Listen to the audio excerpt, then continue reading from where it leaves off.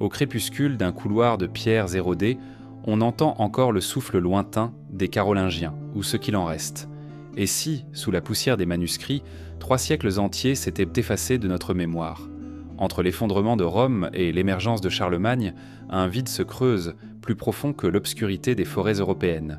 Les chroniques se font rares, les archives se font emmuettes, et pourtant les ponts, les routes pendant les cités semblent témoigner d'une présence insaisissable. Pourquoi un tel silence? Quels secrets ont poussé les scribes à taire ces années? Dans ce souffle suspendu, l'histoire se fragmente en énigmes, et l'ombre d'un camouflage séculaire pointe derrière chaque pierre. Osez écouter l'écho de ce vide, et laissez la question vous hanter. Au bord du fleuve Wear, la pierre humide semble retenir un murmure ancien. Sous les arcades effondrées, on devine la poussière des parchemins oubliés, lourde comme un secret inavoué. Les poutres noircies par le temps gardent l'empreinte d'une encre disparue, et chaque écho porte la lente respiration de scribes évanouis. Quel souffle suspendu a éteint ces plumes jadis animées, quand le monde appelait encore à la lumière des mots. Nous entrons ici, dans ce lieu hors du temps, pour entendre ce qui se tait depuis plus d'un millénaire. Fondée en l'an 674 par l'abbé Benoît Biscop, la double abbaye de Wearmouth et Jarrow se dressait autrefois comme l'un des plus grands foyers intellectuels de l'Occident chrétien. Les moines y gravaient dans les évangiles, copiaient les traités latins et enluminaient les fastes de Rome et de Constantinople. Bède le Vénérable, cette voix claire de l'Angleterre anglo-saxonne, y trouva son sanctuaire d'études et façonna sa vision de l'histoire. Pourtant, lorsque l'on feuillette les annales survivantes, un blanc imposant apparaît, un gouffre d'au moins 300 années que nul document ne comble. Les chroniques officielles s'interrompent. D'un côté, le témoignage vivace de Bède, qui louait la ferveur des copistes et l'abondance des ouvrages. De l'autre, la réalité muette de nos reliques, réduites à quelques feuillettes épars, souvent détériorées, parfois retravaillées pour dissimuler leur origine. Comment concilier la louange des chroniqueurs et la pauvreté matérielle que le sol nous rend? Est-ce la trace tardive d'une catastrophe oubliée ou l'écho d'une amnésie soigneusement cultivée? Lorsque l'on fouille sous les fondations, les fouilleurs découvrent des tuiles vernissées, des débris de vitraux et quelques fragments de parchemin partiellement carbonisés. Aucune bibliothèque enterrée, aucun monticule de braise témoignant d'un incendie cataclysmique. Le sol, en apparence, n'a pas connu de violence soudaine. Les structures semblent avoir décliné, lentement dans un vide de volonté. Pourquoi ces murs auraient-ils abrité les feuillets pour ensuite les abandonner aux souris et à la boue? Dans les marges de certains codex, on repère l'évidement circonspect de colophons, ces signatures des copistes qui fixaient port, date et lieu de copie. Ces trous minuscules, à peine perceptibles, trahissent un effacement délibéré, une main obscure à gratter les souvenirs d'artisans invisibles. Qui aurait intérêt à gommer l'identité des scribes? Quel pouvoir secret se cachait derrière ces feuillets, si précieux qu'ils devaient disparaître pour mieux alimenter un nouveau récit? Malgré les invasions vikings qui ravagèrent tant en air tant de monastères du nord-est de l'Angleterre, les marques d'un pillage violent n'apparaissent-ont pas ici. Aucune couche de suie n'embrase le site, aucune masse d'ossements n'ensevelit les survivants. Pourtant, l'abandon s'installe. Les ateliers de calligraphie se taisent, les enlumineurs ferment leurs étuves, et la communauté monastique se replie vers le silence. Comment expliquer cette éclipse progressive? Certains historiens évoquent une réforme carolingienne tardive, une purge intellectuelle alignée sur les désirs du pouvoir franc. Offa de Mercie, puis les petits fils de Charlemagne, imposèrent une norme textuelle remplaçant les anciens manuscrits anglo-saxons par une écriture plus lisible, plus hégémonique. Mais pourquoi centraliser ici, à Wearmouth Jarrow, si loin du cœur du royaume franc? Et pourquoi détruire puis réécrire précisément ces 3 siècles? Une légende locale, transmise à voix basse, raconte l'existence d'un Liber Tenebris, un codex recelant des révélations sur une lignée royale oubliée.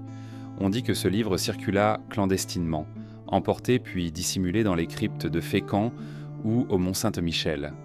Si cette rumeur est exacte, son effacement prémédité pourrait avoir servi à masquer une filiation illégitime, trop dangereuse pour la mémoire officielle. Dans les rares fragments qui subsistent, on lit des annotations latines mêlées à des gloses, en vieil anglais, une alliance linguistique surprenante pour le 7e siècle. Certains feuillets traduisent un traité de médecine inspiré des savants persans, alors que le récit dominant attribue ses connaissances à la Renaissance carolingienne. plusieurs générations plus tard. Qui a anticipé ces échanges intellectuels? Pourquoi nos manuels actuels ferment-ils ces portes de l'imaginaire? Le contraste est saisissant avec Aix-la-Chapelle, où Alcuin peignait déjà des enluminures plus raffinées que celles que nous connaissons ici. Comment expliquer qu'un centre aussi brillant que Wearmouth Jarrow se soit vu ignoré puis effacé avant de renaître, toujours silencieux, au seuil du IXe siècle? L'absence parle plus fort que la présence, une absence lourde de sens qui résonne comme un avertissement pour le chercheur patient. Peut-être les moines ont-ils été déplacés, soumis à des complots seigneuriaux, dépouillés de leurs trésors littéraires pour renforcer d'autres abbayes. Des contes se perdent dans des archives ducales à Mercia, refoulés dans des registres poussiéreux qui n'ont pas encore livré leurs secrets. Et si ces trésors dormaient en toujours, enfouis dans des greniers de cloîtres ou dans les sous-sols de York, attendant qu'un souffle de curiosité les exhume. À mesure que nous retraçons ce chemin de pierre brisée, la question demeure suspendue. Qui a décidé qu'il valait mieux que 300 années ne laissent aucune trace? Quelle main invisible a orchestré la disparition méthodique de ces témoignages, pour que le monde doive ensuite inventer la renaissance béquille d'un savoir qu'il possédait déjà? Tels des spéléologues de l'histoire, nous quittons ce scriptorium fantôme en emportant l'écho de pages dérobées, prêtes à hanter les futures découvertes. Derrière ces murs, un mystère palpite encore, invitant à sonder le silence des cloîtres. L'ombre de cette censure ancienne s'étend bien au-delà des ruines, et nous conduit déjà, pas à pas, vers les éclipses oubliées de l'an 614 à 716, après avoir sondé le silence pesant des salles où s'effaçaient les copistes, tournons notre regard vers le vaste ciel. Imaginez l'aube sur une clairière monastique. Un frisson parcourt l'herbe humide quand le soleil, soudain, paraît s'étouffer derrière un voile invisible. À peine le chant des corbeaux s'interrompt-il que la lueur se fait blafarde, étrangère. En ce début du 7e siècle, une série d'éclipses solaires et lunaires aurait dû semer la stupeur à travers l'Europe, et pourtant nos annales demeurent muettes. Pourquoi ces instants où le jour s'assombrit et les étoiles s'animent furtivement ont-ils glissé entre les mailles de l'histoire officielle? Dans l'Antiquité tardive, le ciel était déjà chroniqué avec soin. Les astronomes perses et chinois gravaient en chaque ombre lunaire dans des traités longtemps recopiés, et les astrologues byzantins reliaient ces prodiges à la destinée des empires. Les portiques d'Aphrodisias et de Hatra portaient encore des inscriptions célébrant le basculement cosmique, parfois traduits en craquements de statues de marbre. Pourtant, lorsqu'on feuillette les chroniques monastiques francophones, rien n'apparaît entre 614 et 716. Les paroles des moines, d'ordinaire si promptes à lier le ciel à la volonté divine, se réduisent au soudain à un blanc, comme si l'éclipse avait englouti toute capacité de récit. Les annales de la dynastie Tang mentionnent au contraire, avec une précision chirurgicale, une éclipse totale en juin 618, visible à Chang'an et signalée jusque dans les régions de l'actuel Xinjiang. Des tablettes de bambou décrivent de la cour de l'empereur Taizong en proie à la terreur, car ce genre de phénomène, jugé annonciateur de révolte ou de famine, exigeait offrandes et réformes. Et dans la même décennie, des traités indiens consignaient l'ombre de la Terre glissant sur la Lune, peignant le disque lunaire en rouge sombre. Or, ces épisodes d'une portée cosmique ont disparu des récits occidentaux, comme si un traité invisible avait scellé les lèvres des chroniqueurs. En Grande-Bretagne, Bède le Vénérable, dans sa De Natura Rerum, fait écho à l'éclipse de 603, un événement isolé qu'il décrit avec solennité, l'associant à la conversion des peuples. Mais dans les décennies suivantes, alors que ses disciples de Jarrow auraient pu répéter le rituel d'observation et de commentaire, la tradition se tarit. Aucune note sur le passage du disque lunaire devant le soleil, aucun récit de quoi que ce soit d'autre que la succession paisible des saisons. Comment expliquer qu'un lettré de son envergure, si prompt à fêter le miracle céleste, laisse mourir toute mémoire durant 50 années? Certains attribuent de cette absence à la violence des invasions lombardes et saxonnes, qui auraient détourné l'attention des monastères vers la survie matérielle. Les récits parlent de pillages en 616, de famine en 619, d'une peste qui ravagea la Northumbrie vers 625. Pourtant, l'archéologie n'a pas mis au jour de strates de destruction comparables à un cataclysme environnemental. Les cloîtres ont décliné, certes, mais pas sous les coups de la guerre, plutôt sous un emballement progressif de l'oubli, un recul silencieux des plumes et des encriers. Une explication plus subtile évoque une volonté ecclésiastique de masquer les phénomènes jugés inquiétants. Dans un monde où divination et foi s'en mêlent, l'éclipse pouvait être perçue comme un signe de défiance envers l'Église. Les conciles, peut-être, imposèrent aux abbés le silence sur ces images célestes, craignant de nourrir hérésie ou rébellion. Les marges des manuscrits portent parfois l'effacement soigné de ces commentaires, comme on gomme une formule sorcière, le repentir d'un moine soucieux de ne pas éveiller la curiosité dangereuse. Dans la bibliothèque de Bobbio, un fragment survécut jusqu'au XVIIe siècle. Une feuille où l'on devine, sous l'encre effacée, la date d'une éclipse lunaire en 652, accompagnée d'une esquisse d'astrolabe. L'érudit Mabillon évoque ce feuillet dans une lettre avant qu'il ne disparaisse mystérieusement lors de l'inventaire de l'abbaye. Les rares témoins parlent d'une reliure déchirée, d'un orifice au centre du parchemin où un sceau impitoyable avait scellé le passage d'une vérité jugée subversive. Plus au nord, dans une chronique anonyme de Canterbury, on relève une mention de « une nuit où le soleil s'éteignit après la fête de la Toussaint », sans plus de précision. Cette allusion floue contraste avec le soin accordé aux autres dates fastes. Nous sommes en 713 ou en 715. Les astronomes modernes calculent une éclipse partielle pour le 10 novembre 715, mais aucun texte contemporain ne la rattache à l'événement céleste, préférant l'associer à un tremblement de terre local. Comment un tremblement de terre aurait-il volé la vedette à l'ombre de la Terre sur le Soleil ? Certains spécialistes évoquent de l'intervention discrète d'observateurs isolés, restés fidèles à d'antiques traditions païennes. Ces lettrés cérémonieux auraient noté les configurations lunaires dans des codex occultes, loin des yeux de l'Église, avant de fondre l'ensemble en un reliquaire secret. Une fois la réforme carolingienne lancée, ces œuvrettes disparurent, absorbées dans des manuscrits plus conformes à la doctrine. La conséquence est une lacune chronologique. Sans ces repères astronomiques, les généalogies et les successions princières glissent dans une incertitude sourde. Comment poser les bornes d'une époque quand les signes célestes, jadis incontournables, sont gommés de la mémoire collective ? Les chartes de 705, par exemple, invoquent le temps de paix, sans jamais préciser si ce calme résulte d'un traité ou de la faveur du ciel, comme nos voisins byzantins l'auraient en fait. Ce silence n'est pas un simple oubli. C'est un voile tissé par des générations de copistes convaincus que certains récits célestes devaient être consignés ailleurs. Une autre histoire, peut-être, nous attend dans des codex arrachés à la poussière, protégés par des lignées de bibliophiles clandestins. Ils auraient d'accord gardé le secret d'un savoir trop puissant pour se mêler à la narration officielle. Avançant dans ces siècles obscurs, nous nous apercevons que l'absence d'une simple note, d'une ligne griffonnée dans la marge, peut bouleverser toute notre compréhension d'une époque. Entre 614 et 716, le ciel tremblait de mystère, et pourtant aucun homme d'église n'en porta témoignage ouvert. Comme si l'histoire terrestre avait délibérément oublié d'ajouter à son récit les signes muets du cosmos. Ce voile céleste tissé de silence et de repentir invite à la recherche. Il nous précède déjà vers la prochaine énigme, un codex dont on jure qu'il n'a jamais existé. Une brume saline rampe sur l'îlot de Lindisfarne, effaçant les contours des ruines d'un ancien monastère. À chaque pas dans l'herbe écrasée, le cri lointain d'une mouette rappelle qu'ici, comme ailleurs, le temps travaille à effacer les traces. Et pourtant, quelque part dans le tumulte des récits disparus, plane l'ombre d'un codex qui n'a jamais traversé les siècles. Un livre sacré, supposé antérieur aux célèbres évangiles, enluminés, dont l'histoire même se résume à un murmure. Comment un manuscrit aussi vénérable aura-t-il pu se dissoudre intégralement dans le néant ? Les rares allusions à ce codex fantôme apparaissent dans quelques colophons effacés, où un moine anonyme aurait noté le livre ancien de Sainte Thédane. Mais lorsque la poussière des siècles est balayée, le parchemin cède la place à un vide. Aucun fragment, aucun éclat d'enluminure n'a survécu, et les registres monastiques, pourtant méticuleusement tenus, s'étiolent à la date même où le codex était censé voir le jour. Ces feuillets oubliés n'existent que dans la mémoire d'une tradition orale, transmise de prieur à prieur, comme un chant inachevé.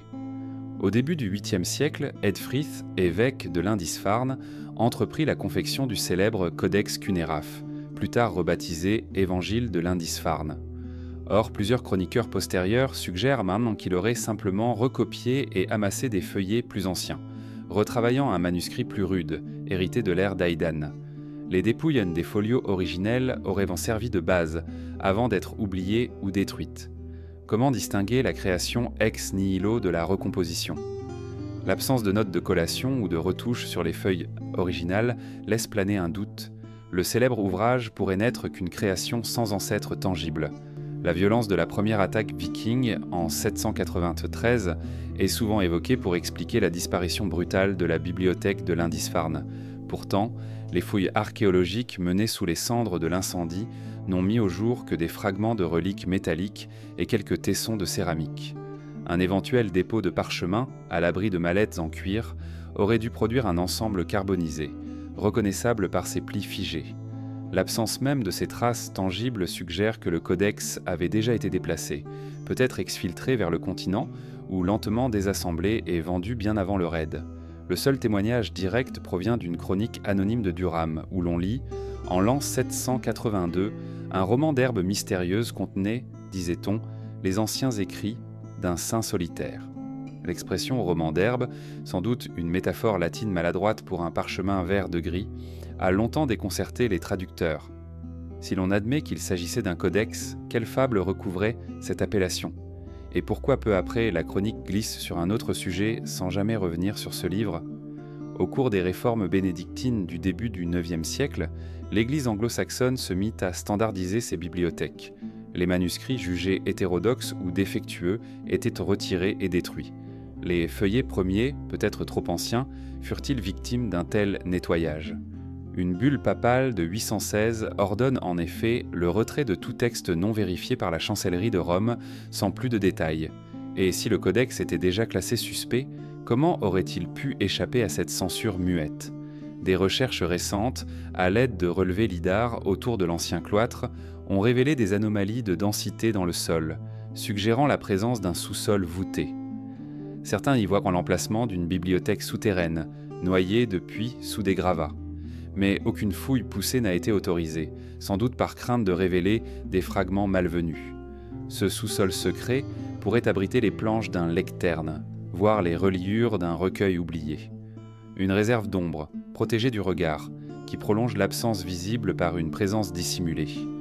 Dans les monastères voisins, les copistes d'Exam et de Ripon mentionnent parfois l'ancien livre de Saint Aidan. Le qualifier de livre du pardon dans un poème hagiographique leur permettait de conserver un écho de la légende, tout en s'abstenir de toute description. Ce silence narratif est plus éloquent que n'importe quelle illustration. C'est la marque d'un pacte collectif, conserver le mythe sans fournir la preuve. Un héritage verbal, camouflé, dont la trace subsiste uniquement sous la forme d'une légende vivante. Certains philologues ont tenté de reconstituer le contenu du codex à partir d'extraits cités par des érudits du XIIe siècle qui rapportaient des versets arrière, déviants, mêlés au canon officiel. Ces textes, retrouvés dans des manuscrits continentaux, s'éloignaient du texte vétérotestamentaire reconnu, évoquant un Christ guérisseur d'ombre plutôt que de corps. Si ces lignes proviennent du codex perdu, leur suppression pourrait s'expliquer par une crainte théologique. Révéler une vision trop ésotérique du salut. Loin d'être un simple oubli, la disparition de ce recueil se lit comme une stratégie. Éradiquer la multiplicité des voix pour imposer une version unique de la foi. Les historiens qui cherchent aujourd'hui l'ombre de cet ouvrage doivent composer avec une absence active, nourrie de légendes et de silences. Chaque piste converge vers un vide, chaque découverte présumée se dissout dans une exception inavouée. Et derrière ce parchemin fantôme, une autre énigme se présente déjà, tissant le lien avec d'autres forgeries et disparitions. Le livre de Kells, lui aussi entouré de soupçons d'artifice et de manipulation. Après avoir sondé les pages fantômes de Lindisfarne, nos pas nous mènent vers une lueur plus chatoyante, mais non moins insaisissable. Sur l'île de Kells, où la pierre glacée épouse l'Atlantique, se dresse encore la silhouette d'un monastère disparu. Là, sous un ciel souvent bas et humide, aurait pris forme l'un des trésors les plus admirés du Moyen-Âge, le livre de Kells. Pourtant, derrière ces motifs flamboyants et ces enluminures chamarrées, certains détectent les ombres d'une falsification élaborée. Quel secret se cache sous la dorure et les spirales enlacées? Selon la tradition, vers l'an 800, des moines itinérants transportèrent à Kells, depuis l'abbaye de Iona, un manuscrit ancien, qu'ils auraient enrichi de miniatures inouïes avant qu'il ne devienne le symbole du christianisme celtique.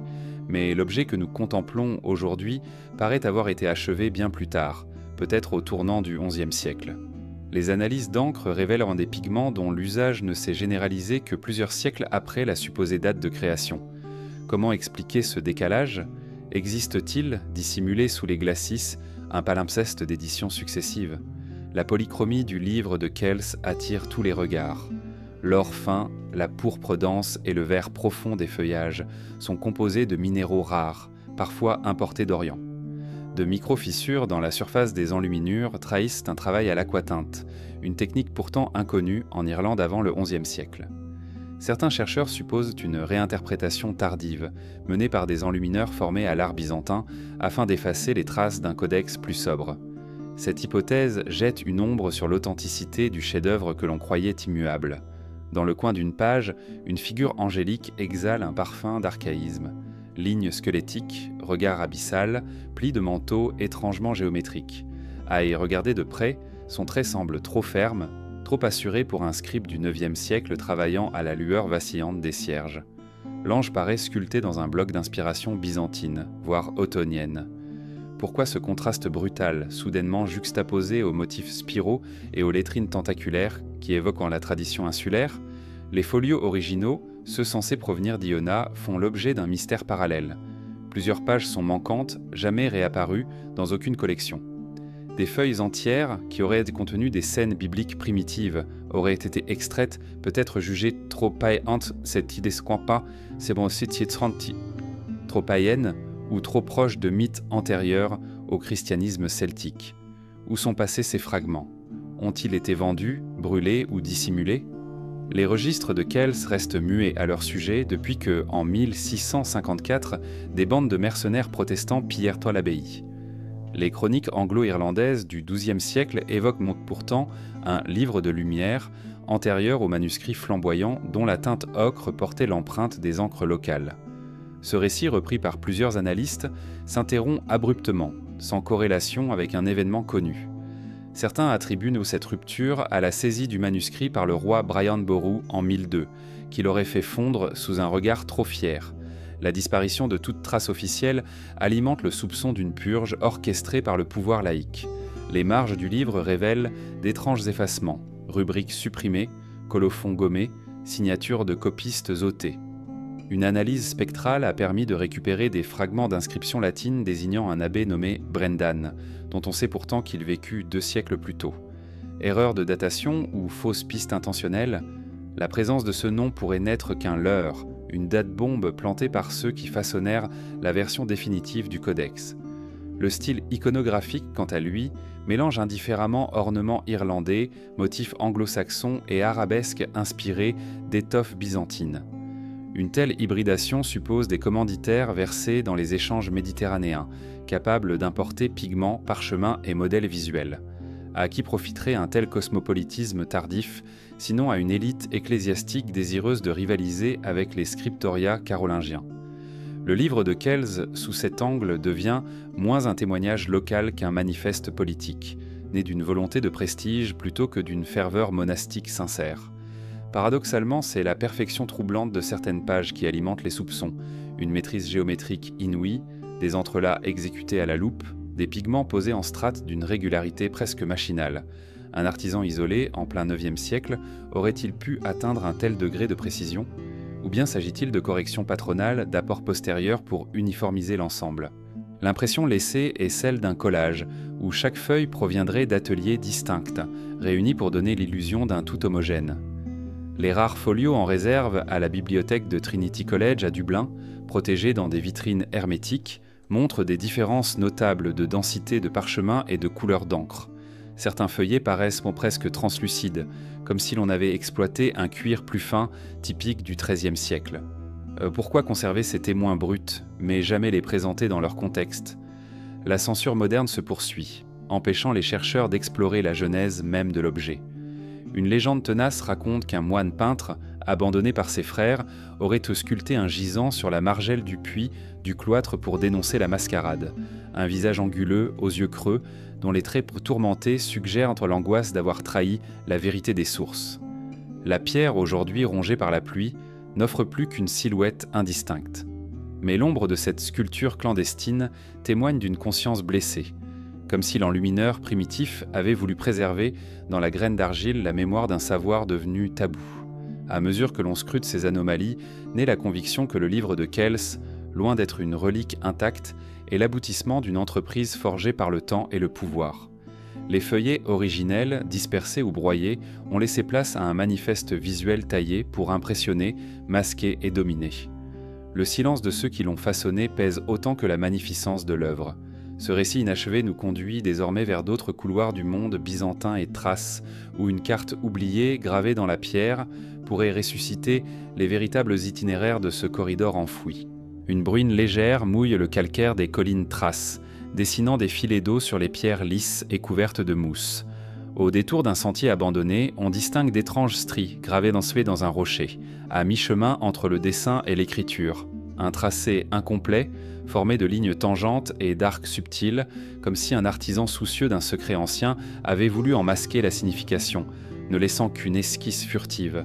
C'est là, dans ce théâtre de brume, que l'on murmure l'existence d'une carte oubliée, légende muette d'un itinéraire majeur qui reliait jadis Constantinople aux confins sauvages de Thrace.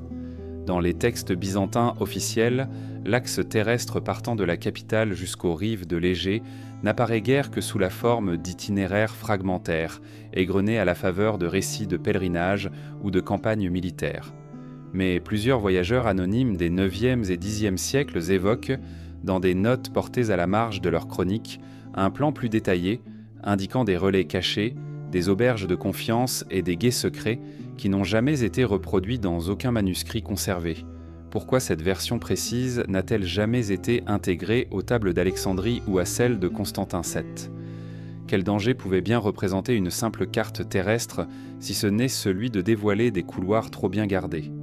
Le corridor byzantino-thrace était, en théorie, une série de routes secondaires reliant la Via Egnatia, la grande artère romaine, à des passages de vallées plus discrets, utilisés pour le commerce des laines et la mobilité rapide des troupes. Sur le papier, tout semblait balisé. En pratique, on parle d'un réseau labyrinthique, jalonné de postes de guet et de petites garnisons. Les chroniques militaires mentionnent des convoiements nocturnes, des ordres urgents envoyés à une vitesse surprenante, comme si l'empereur lui-même désirait dissimuler la trajectoire empruntée. Certains indices, repérés dans des registres fiscaux de Thessalonique, laissent entendre que des péages clandestins ont été perçus, hors des circuits officiels, pour subvenir aux coûts d'entretien de ces voies détournées. L'unique référence explicite apparaît dans une lettre attribuée au général Léon Catacalon, datée de l'an 971. Dans ces lignes, il recommande à un de ses lieutenants de suivre les bornes gravées sur la pierre sombre, là où le jasmin sauvage ombrage la voie, sous peine de tomber dans une embuscade ou d'être dérobé par des contrebandiers. Ce passage, recopié dans une compilation du XIVe siècle, s'interrompt brusquement, la page suivante étant réduite à un trou net, comme si le copiste, pris de panique, avait arrondi ses ciseaux en pleine lecture. Pourquoi censurer ce conseil pratique, laissé pourtant par un guerrier expérimenté ? Était-ce la crainte que ces repères ne tombent entre de mauvaises mains, ou bien un ordre plus ancien imposant le secret absolu ?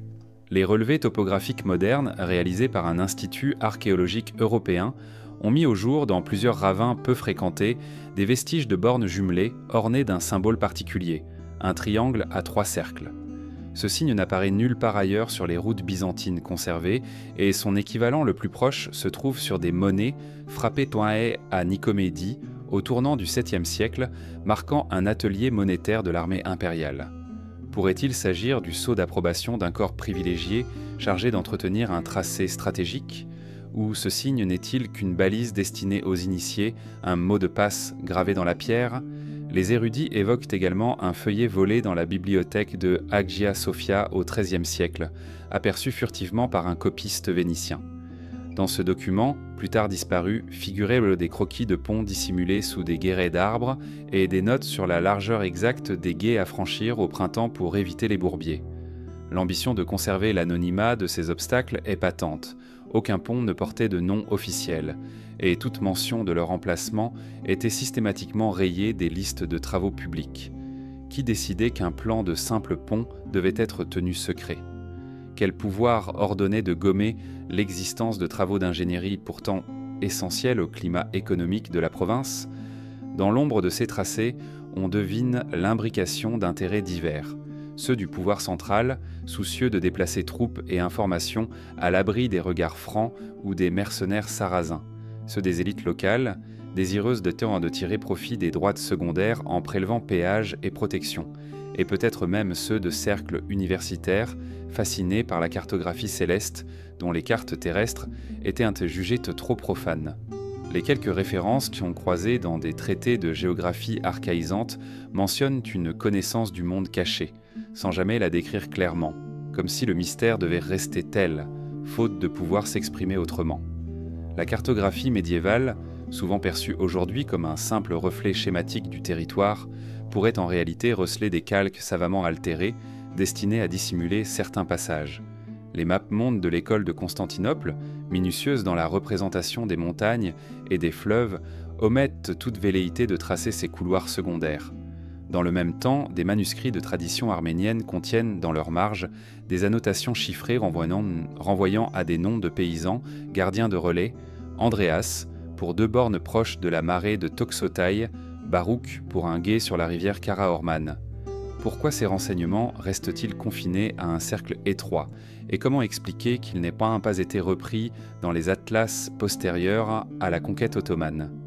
Après la chute de Constantinople, ces routes de secrète auraient dû continuer d'être utilisées, transformées en routes de contrebande entre les Balkans et l'Anatolie, avant d'être lentement abandonnées sous la pression de nouvelles lignes de chemin de fer et de routes impériales.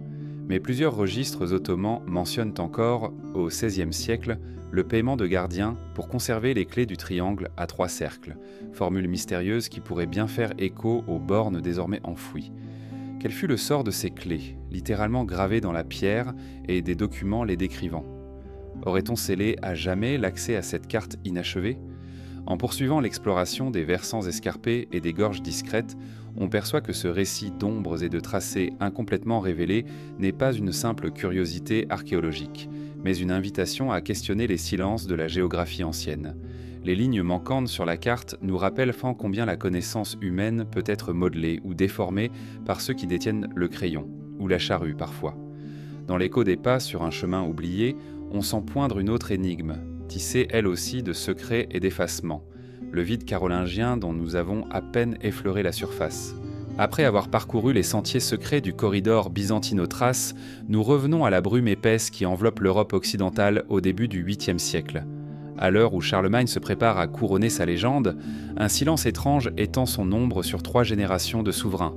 Les ponts, les écoles, les monastères semblent avoir mué dans l'obscurité d'un oubli partagé.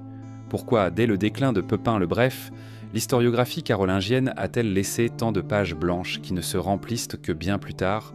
Dans les bibliothèques de l'abbaye de Saint-Denis, comme dans les dépôts de Fulda, les manuscrits les plus précieux portent les traces d'une production frénétique autour de l'an 800, puis se raréfiant subitement.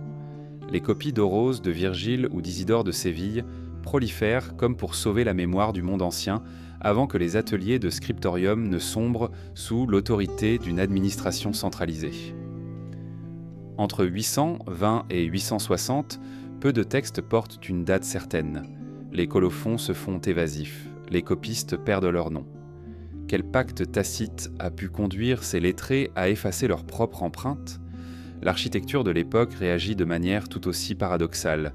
Nous connaissons la silhouette majestueuse de l'Achène palatiale, mais les églises de moindre envergure, dispersées le long du Rhin et de la Loire, ne laissent que des fondations indistinctes. Les fouilles révèlent des piliers trop espacés, des soubassements mal ajustés, comme si l'art de construire avait vacillé puis retrouvé de l'assurance après 875, où sont passés les maîtres d'œuvre, qui, dans le silence des années 830 à 850, a réappris l'équilibre des voûtes. Sur le plan documentaire, la généalogie des ducs carolingiens souffre d'un flou épais. Certaines filiations claires dans les actes de 780 deviennent incertaines 30 ans plus tard. Des chartes royales sont datées à l'ère de la paix ou sous le règne du Très-Haut, sans plus de précision. Les analystes se contentent de mentions uniformément élogieuses, évitant d'apposer un repère temporel trop concret. Cette imprécision permet-elle de substituer un héritier royal imparfait ? N'est-ce pas plutôt la trace d'une mémoire politique remodelée ? Les trésors numismatiques renforcent cette énigme. L'immense trésor d'or mérovingien persiste jusqu'en 750, puis s'amenuise dans ses brusquements, avant d'apparaître à nouveau sous forme de deniers vers 880.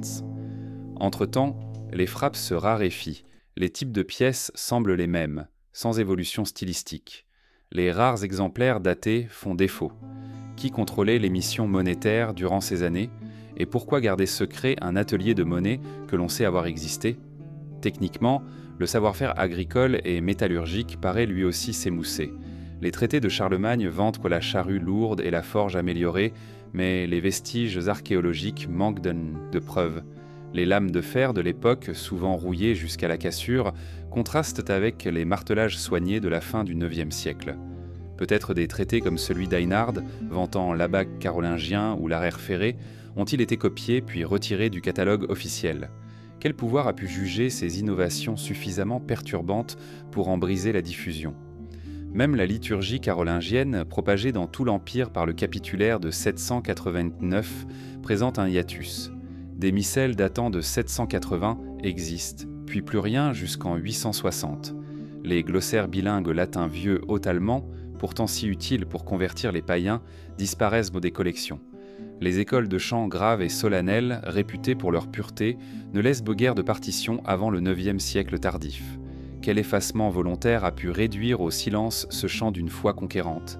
L'absence la plus troublante concerne sans doute les correspondances entre Alcuin et Charlemagne. Nous disposons de lettres de jeunesse et d'adieu, mais les envois administratifs, souvent pleins de détails sur la gestion de l'Empire, sont rares. Il semble qu'un lot entier de missives ait été soustrait, avant d'être remplacé par des copies édulcorées, plus conformes au récit d'une Renaissance sans heurts. Qui a décidé de monter ce palimpseste épistolaire ? Et dans quel but ? Outre-Manche, l'invasion viking jette une lumière crue sur ce vide. Si l'on admet que l'on disposait de routes carolingiennes pour les envoyer sur Nantes ou Rouen, pourquoi les chroniqueurs anglais ne mentionnent-ils pas ces axes ouverts ? Les raids du 8e et 9e siècle semblent surgir du néant, sans que l'on comprenne totalement leur point de départ. Les relations franco-anglo-saxonnes, pourtant attestées par des échanges commerciaux et culturels, n'ont laissé que quelques éloges vagues ou des traités fragmentaires. Les anomalies se comptent par dizaines. Certains historiens d'aujourd'hui soupçonnent une réforme mémorielle orchestrée par le pouvoir central, effacer les traces d'une instabilité politique, d'une crise économique ou d'une persécution religieuse au profit d'un récit unifié. Mais alors pourquoi ne pas simplement rédiger une nouvelle chronique ? Pourquoi effacer les originaux et laisser un vide béant, plus difficile à combler qu'une rupture assumée ? Peut-être dans les décennies suivantes, la crainte d'un retour de flamme, d'un retour d'événements jugés trop compromettants, a conduit à un mutisme prolongé. Aujourd'hui, ce vide carolingien se lit dans nos atlas, dans nos lignes de temps scolaires et dans l'absence de théâtre de pouvoir tangible.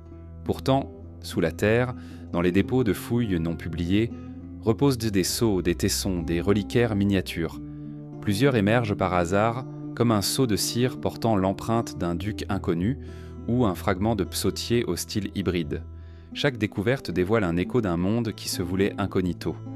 En sondant ce vide, nous ressentons le frisson d'une censure perpétuée par la peur, celle de dévoiler des fractures trop profondes entre les peuples franciens, saxons et lombards, ou de révéler les complicités oubliées entre abbés et seigneurs. Ce mutisme, ce blanc documentaire, nous invite à imaginer les voies perdues, celles des paysans consignant un traité agraire, des forgerons dressant des bilans techniques ou des veuves réclamant justice. À l'horizon de cette page blanche se profile déjà une silhouette, une abbaye mystérieuse qui aurait forgé de toutes pièces des charters falsifiés posant les fondations d'une histoire officielle. C'est vers Saint-Spin que notre quête silencieuse nous conduit à présent. Au bord d'un marécage où l'humidité ne se dissipe jamais tout à fait, se dressent les ruines épaisses de l'abbaye de Saint-Spin. Les vestiges des arcades gorgées d'eau exhalent un parfum de vase et de lichen, tandis que de lourdes toiles d'araignées se balancent entre les chapiteaux rongés par le temps. À la nuit tombante, le croassement des corneilles résonne comme un glas, accompagné du clapotis des flaques dans l'ancien cloître.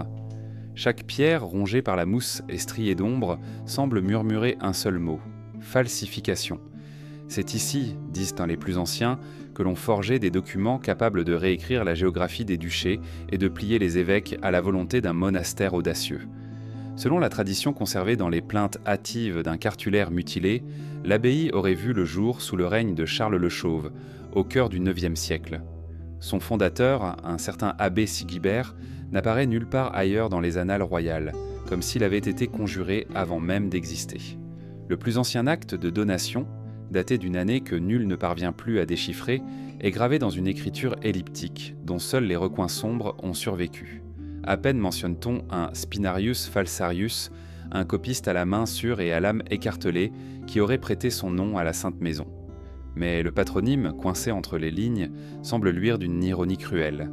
L'abbaye de Saint-Spin n'aurait été bâtie que sur le mensonge. Le cartulaire de Saint-Spin, rédigé clandestinement dans la crypte sur des parchemins de réemploi, contient plus de 100 actes de propriété et de privilèges, dont des bulles pontificales confirmant des biens royaux. Pourtant, aucun original ne subsiste. Les chartes, soigneusement recopiées à l'encre brune, présentent mythe toute une calligraphie identique, sans aucune évolution de style à travers les décennies. Les experts qui ont comparé ces feuillets avec ceux de Cluny, de Saint-Gall ou de Fulda s'accordent pour dire qu'un seul atelier a tracé toutes les lettres sur plusieurs générations.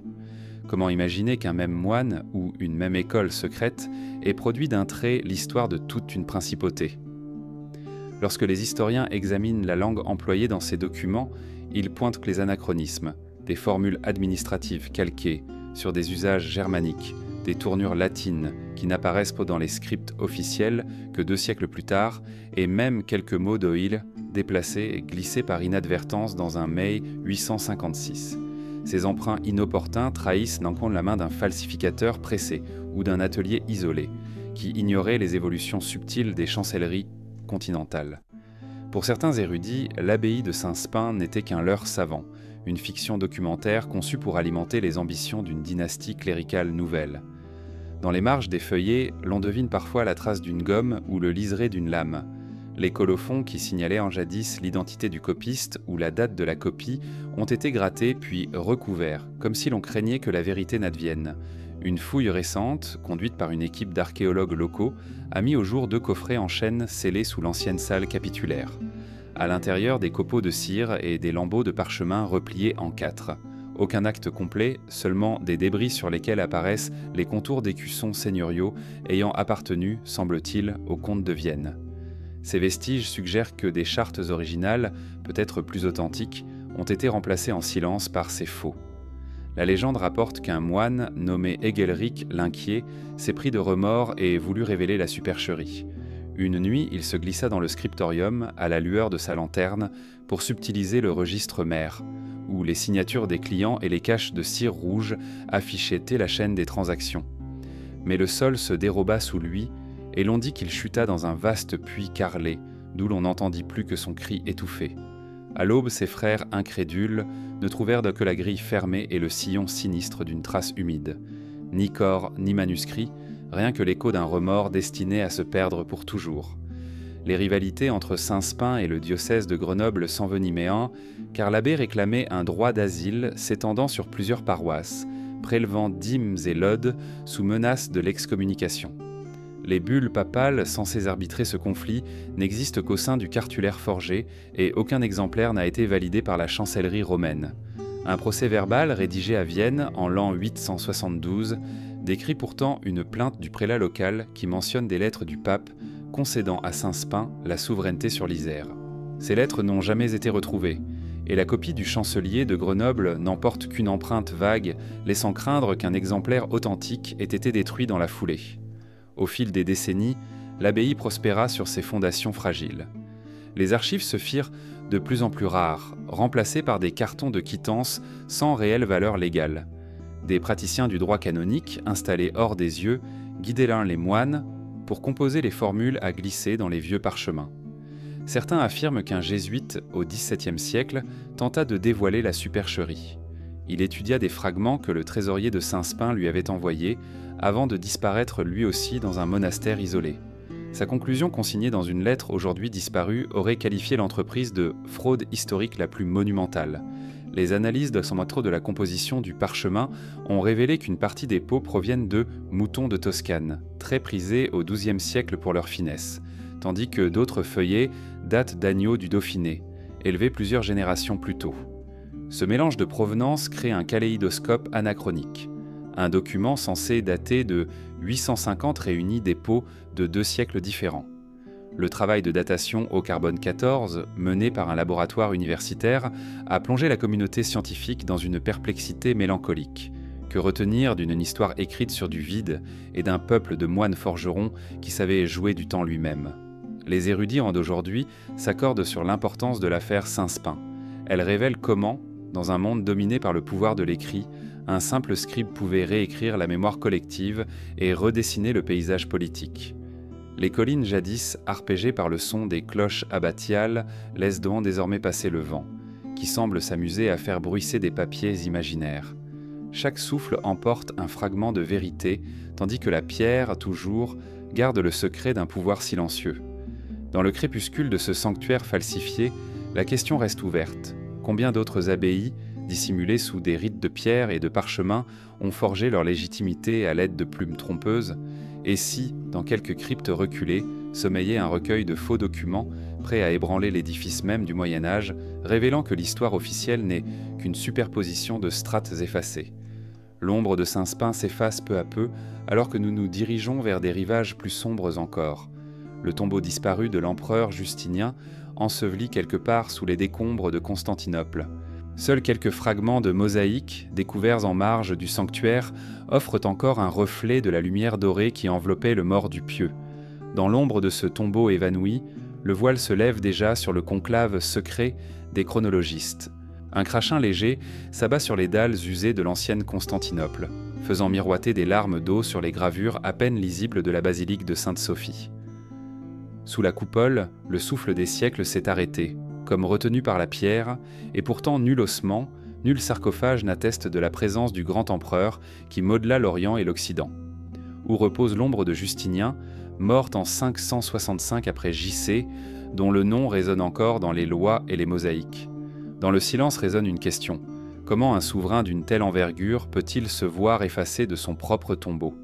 Selon Procope de Césarée, contemporain de l'empereur, Justinien voulut un sépulcre à la mesure de son œuvre, adossé à la nef pour dominer les fidèles.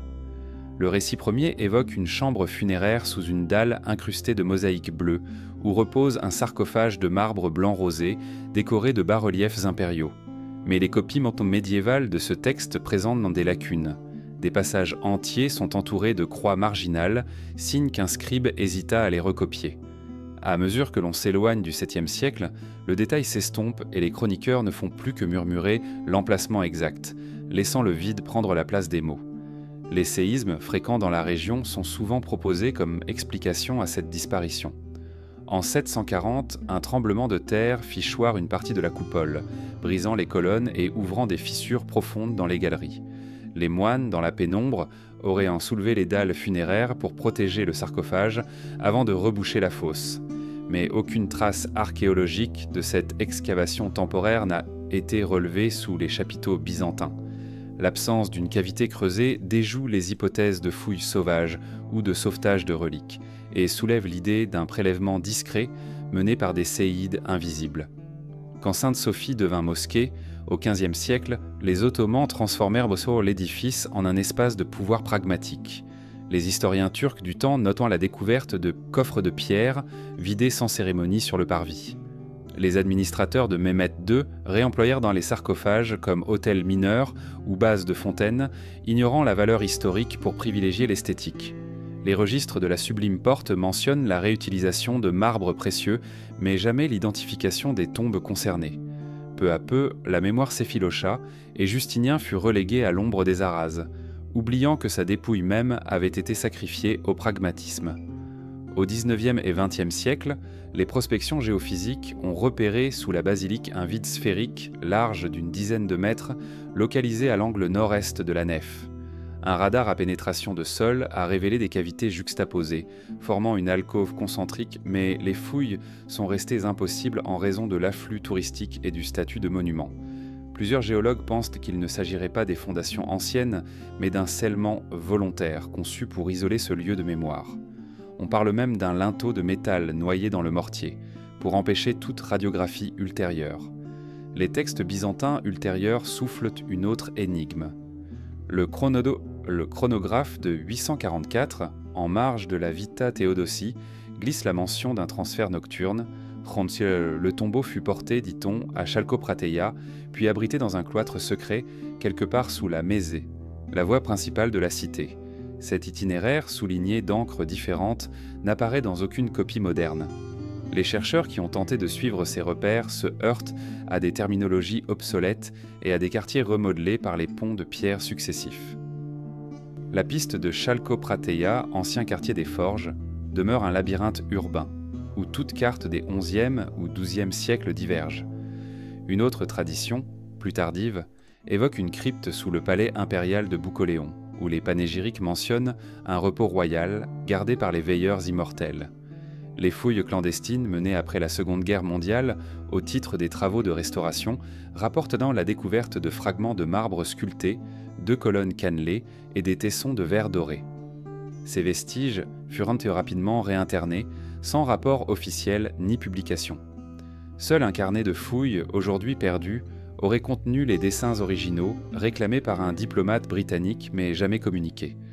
Le mystère du tombeau évanoui de Justinien dépasse la simple quête archéologique. Il nous confronte à la manière dont l'histoire se construit et se déconstruit. Quand un monument change de fonction, quand un nouveau pouvoir s'installe, que deviennent les symboles qui fondaient l'autorité ? Le sarcophage impérial, réduit à un mythe sans lieu fixe, renvoie l'image d'un empire lui-même fragmenté. Dans les recoins voûtés d'un scriptorium oublié, une lueur vacillante projette des ombres dansantes sur des parchemins jetés en désordre. À la nuit tombée, des voix feutrées se mêlent au grattement des plumes sur la pierre, tandis que les fenêtres, trop étroites, laissent filtrer à peine la lumière des étoiles. C'est là qu'un petit cercle de moines érudits, jamais plus d'une douzaine à la fois, juraient de veiller sur la trame du temps, conscients que quelques mots mal placés pouvaient bouleverser la mémoire des siècles. Les annales régionales dénombrent un nombre étrange de rois successifs, dont certains semblent se chevaucher, tandis que d'autres apparaissent comme de simples mirages historiques. Dans l'obscurité, ces chronologistes comparaissaient pour confronter les listes royales d'Irlande, de France et de Germanie à la recherche d'un alignement sans faille. Lorsque 2 récits différaient de quelques années, un consensus tacite finissait par gommer les discordances. L'unique mesure de vérité n'était pas le témoin oculaire, mais l'harmonie comptable. L'invention de l'anno domini, attribuée à Dionysius Exiguus au VIe siècle, offrit un prétexte idéal pour recentrer les chroniques sur une ère commune. Ce moine romanophile, chargé de calculer la date de Pâques, introduisit une méthode censée s'appuyer sur la naissance du Christ. Mais derrière ce travail de précision se trouvait un autre dessein, effacer les anciens repères de l'ère byzantine et du règne d'Auguste, pour imposer un nouveau calendrier à portée universelle. Peu soupçonnèrent alors que l'outil liturgique servirait aussi de censier politique. Au cours de réunions clandestines, parfois tenues sous les voûtes de Monte Cassino ou dans les cryptes silencieuses de Saint-Martin de Tours, les membres du conclave échangeaient des feuillets annotés, marqués de croix et de signes kabbalistiques. Ils comparaient les calculs d'Eusèbe de Césarée avec les traditions orales franques, triturant dates et durées pour soustraire des décennies jugées superflues. L'objectif n'était pas de mentir, mais de plier la suite des règnes et des événements à un fil plus lisse, débarrassé d'imperfections. Certains manuscrits recopiés au IXe siècle portent dans leurs marges des traces d'effacement si précises qu'elles semblent pratiquées par une main experte, capable de restituer la feuille à l'identique une fois la modification opérée. On y distingue encore le fantôme d'un scribe antérieur, dont le colophon a été expurgé. L'an 724, devenant 725 ou même salto temporel jusqu'à 768. Ces ajustements mineurs combinés donnaient l'illusion d'une succession royale, continue et sans heurts, alors que la réalité politique était faite de guerres civiles et de co-règne. La correspondance secrète entre les différents monastères du conclave évoque un protocole de concordance, un traité manuscrit dont aucune copie n'a survécu. On en conserve quelques mentions indirectes. Un moine de Saint-Bertin note qu'il doit renvoyer le précieux feuillet à l'empereur des Francs, tandis qu'un autre, à Bobbio, jure de ne jamais révéler l'emplacement de la 10e ligne. En agissant ainsi, ces gardiens de la chronologie empêchaient toute relecture contradictoire et assuraient l'omnipotence d'un calendrier centralisé. Lorsque Bède le Vénérable entreprit, à Jarrow, son œuvre monumentale de datation, il emprunta sans le dire aux données fournies par le conclave. Son De Temporum Ratione, qui pose les jalons de l'ère chrétienne dans tout le nord de l'Europe, intègre des repères venus du sud du continent. Les analystes anglo-saxons, fidèles à Bède, répercutèrent ensuite ces dates ajustées, sans se douter qu'ils transmettaient un texte déjà retravaillé par un réseau secret. Ainsi naquit la crédibilité massive d'un système fondé sur un accord tacite. Les terribles crises du IXe siècle, invasion viking, famine, révolte, furent jugulées dans les récits officiels comme s'il n'y avait eu, au mieux, que quelques années de perturbations.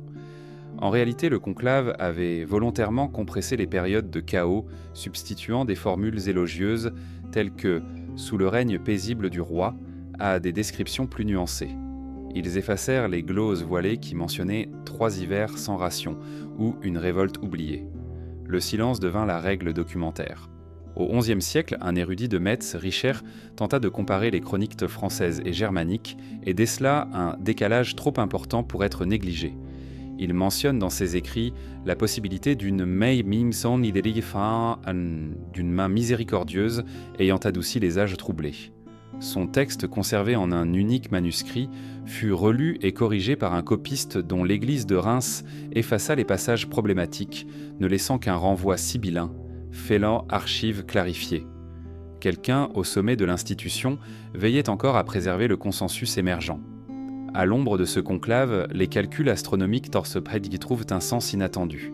Les copistes copiaient les tables de Mérube, référence pour la position des astres, puis noyaient dans la marge des additions chiffrées qui ajustaient l'année solaire à l'année civile. En déplaçant de quelques semaines la date de l'équinoxe, ils pouvaient gommer une succession de moissons ratées ou annoncer des récoltes fictives. La chronologie était devenue une épure, fabriquée selon des impératifs aussi bien liturgiques qu'économiques. Le secret se perpétua jusqu'à l'essor des grandes universités médiévales, Paris, Bologne, Oxford, les maîtres y enseignaient la science des dates, sans jamais révéler l'origine de certaines corrections. Les étudiants, captivés par la rigueur des tables, ignoraient la part d'arbitraire cachée sous la rigueur apparente. Les cloîtres et les bosquets d'érudition étaient les relais d'un réseau transnational, plus puissant que n'importe quelle cour princière. Quand la Renaissance fit renaître l'intérêt pour les textes antiques, certains érudits, en Italie et en Espagne, remontèrent à la source de ces concordances savantes jusqu'à un manuscrit palimpseste découvert à Pavie. Mais les autorités locales le gardèrent jalousement et laissaient sous clé dans l'abbaye sans accession possible. La Méditerranée, à la fois berceau et tombeau de cette mémoire retravaillée, garda son secret entre ses collines. Aujourd'hui encore, lorsque l'on feuillette les années sombres du haut Moyen-Âge, on perçoit l'écho d'un accord silencieux. Les historiens, armés de radiodatation et de traitements spectroscopiques, tentent de déchiffrer les couches d'encre successives, à la recherche des lignes originelles. Chaque fragment révèle une altération. Chaque feuillet porte l'empreinte d'une main soucieuse de vérité autant que de contrôle. Dans ces archives mouvantes se cache sans doute la clé de la grande disparition des siècles manquants, la même qui nous pousse à découvrir les trésors cachés de Cordoue et, peut-être, à restituer les voix oubliées de ceux qui écrivirent et réécrivirent l'histoire. Un rayon de soleil filtre à travers les arcs palatins, projetant sur le marbre des entrelacs dorés une lueur vacillante, comme une invitation muette à ouvrir des feuillages scellés. Au cœur de la médina de Courtouba, le parfum âcre de l'encens se mêle à l'odeur douceâtre des parchemins. Pourtant, les rayonnages qui naguère croulaient sous des milliers de volumes ont disparu, ne laissant qu'un silence lourd, comme si la nuit même avait englouti les mots. Quel souffle éteint a vidé ces salles de leur savoir, laissant la place nette pour l'oubli. Sous le califat d'Abd al-Rahman Ier, vers la fin du 8e siècle, Cordoue s'éleva en un phare intellectuel, où les sciences grecques, persanes et indiennes furent traduites en arabe. Les chroniques andalouses rapportent qu'au palais des Omeyyades, une bibliothèque des Lumières abritait le Bayt al-Hikma de l'Occident. Des dizaines de savants, musulmans, chrétiens et juifs y échangeant traités d'astronomie, de médecine, de philosophie et de poésie. Al-Hakam II, au Xe siècle, fit accroître le fonds jusqu'à des codes dépassant 1800 000 volumes, selon l'historien Ibn Bashkawal. Et pourtant, lorsque les soldats de Ferdinand III pénétrèrent dans la ville en 1236, ils ne découvrirent en guère que des reliques maigres, chiffrées à quelques centaines de manuscrits, soigneusement choisis pour leur intérêt liturgique. Pourquoi un tel écart entre le mythe étoilé et les rayonnages désespérément vides ?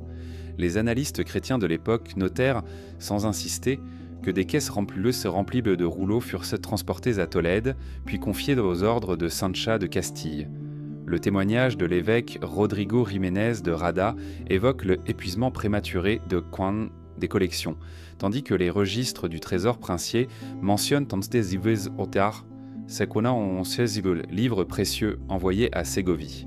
Mais ces objets, une fois arrivés dans les bibliothèques monastiques, furent dispersés, revendus ou convertis en reliures.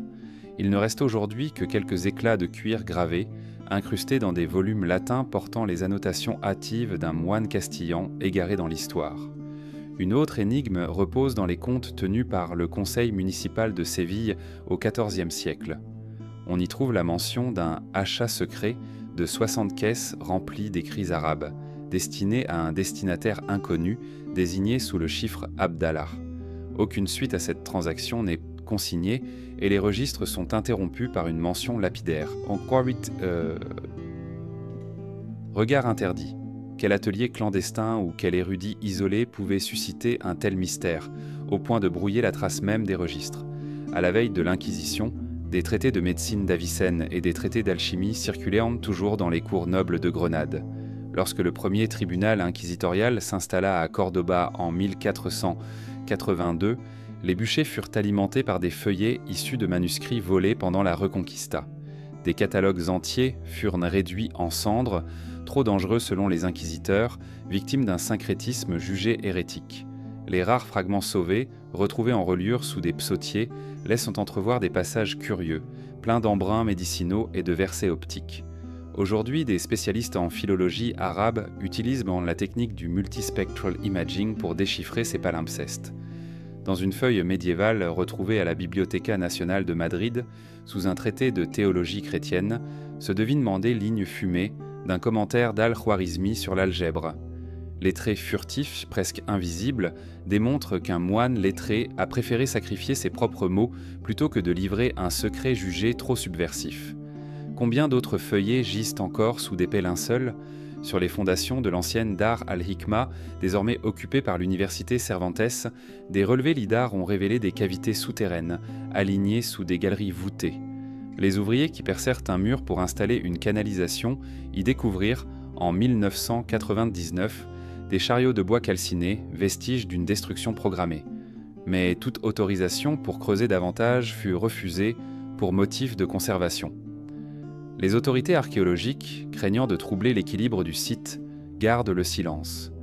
Dans les greniers poussiéreux de l'Alcazar de Séville, quelques rouleaux bibliques portent encore des annotations marginales en hébreu et en arabe, vestiges d'une coexistence silencieuse. Un prêtre jésuite du XVIIe siècle, le père Juan de Herrera, nota dans ses carnets avoir vu un codex enluminé posant des équations de Newton en caractères arabes, naguère cachées dans un recoin.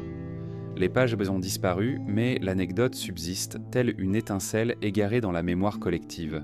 Les collections dispersées de Cordoue ne représentent aujourd'hui qu'un faible écho de la splendeur passée.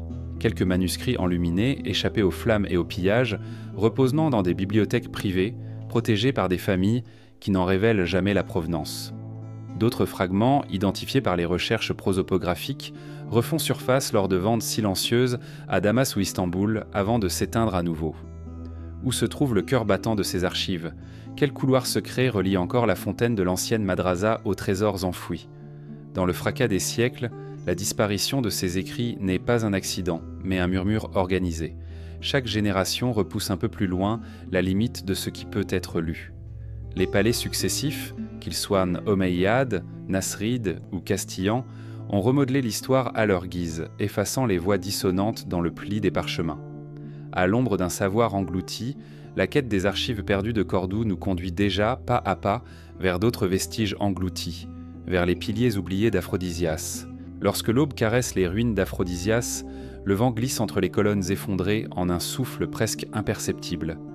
La pierre blanche, ternie par la rosée, conserve encore l'empreinte des ciseaux des sculpteurs antiques. Pourtant, ici et là, des emplacements circulaires apparaissent, vides comme si 12 piliers, jadis dressés pour révéler un secret cosmique, avaient brusquement disparu.